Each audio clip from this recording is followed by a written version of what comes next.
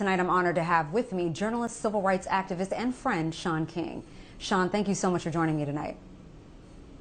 Hey, good to see you. I was also super encouraged by Derek just now. That drop that he did was inspirational just to see people who are on the ground having at least one moment where they can kind of exhale and celebrate.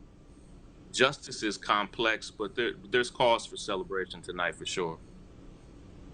Yeah, especially now that we know that the work still has to continue.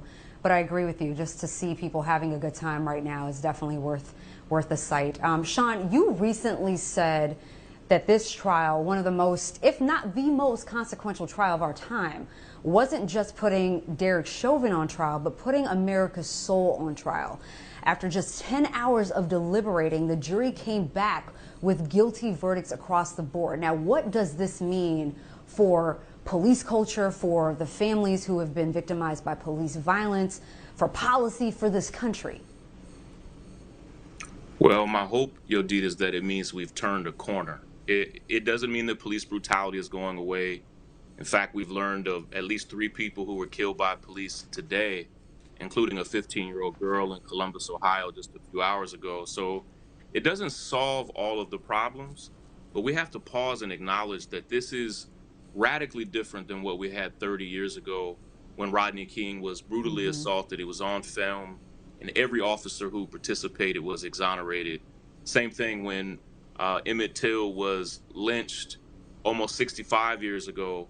Everybody knew who did it. The men who did it actually confessed, and they still weren't held accountable. So, for this jury of 7 women and 5 men of all types of races and backgrounds, and there were some conservatives on there as well, for them to come back in 10 hours and convict on all charges, it gives me hope that we've turned a corner.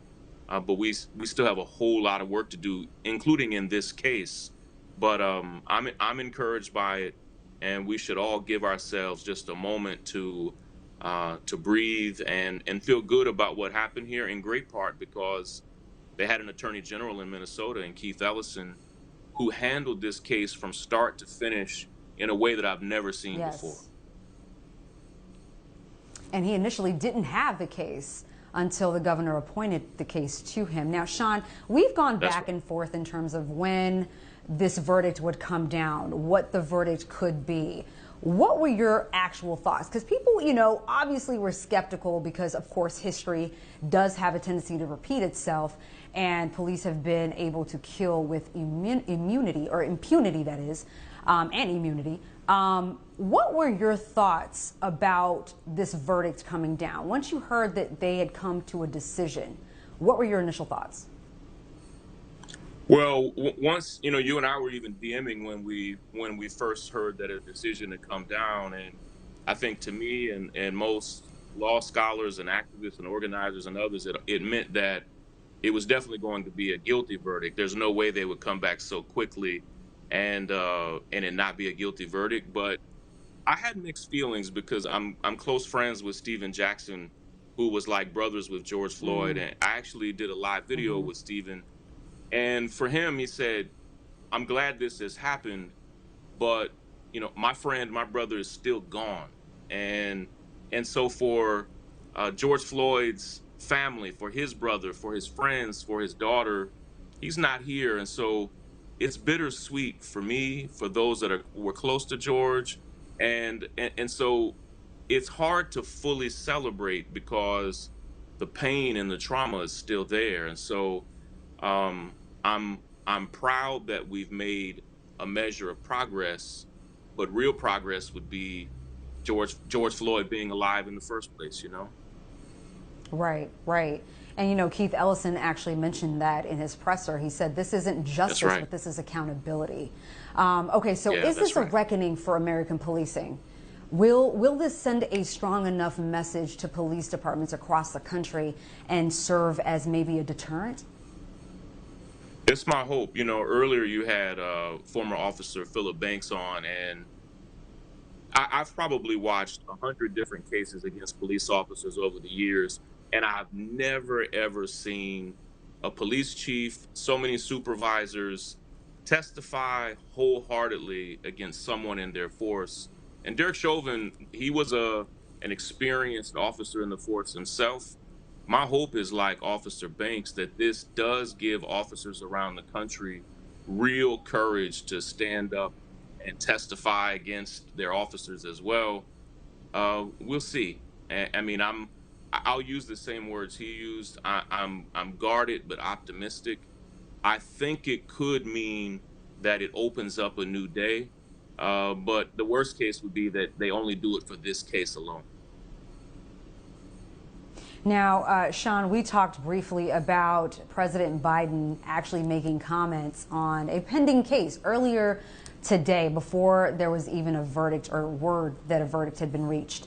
And you said that you were actually proud of him. And you have been a critic of President Biden, and justifiably so, on his agenda regarding criminal justice reform. You know, you've met with the transition team to give them actual policies that they can put in place to further that agenda. Now, he made comments that said, you know, along the lines that he hopes that this verdict is the right verdict and that the evidence presumably was overwhelming. What were your thoughts about a sitting president making comments about a pending case? Especially one like this. I was encouraged. Yeah, I was encouraged. And, you know, and he also said something. He said that he had tried to wait until after the jury was sequestered before he said anything.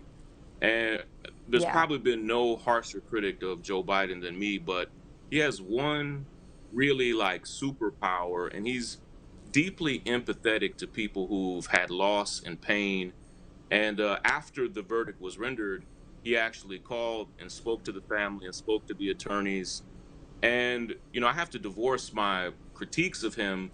It was a really moving moment. And, you know, I'll say to the audience what I've said before.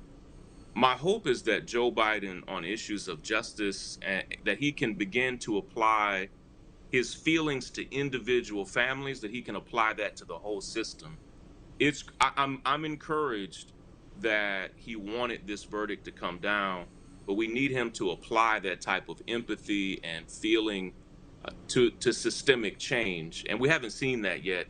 He said he would do a lot of things in the first 100 days that he hasn't done yet, and so our hope is he can not just be empathetic for one family at a time, but understand that this is a deep systemic problem.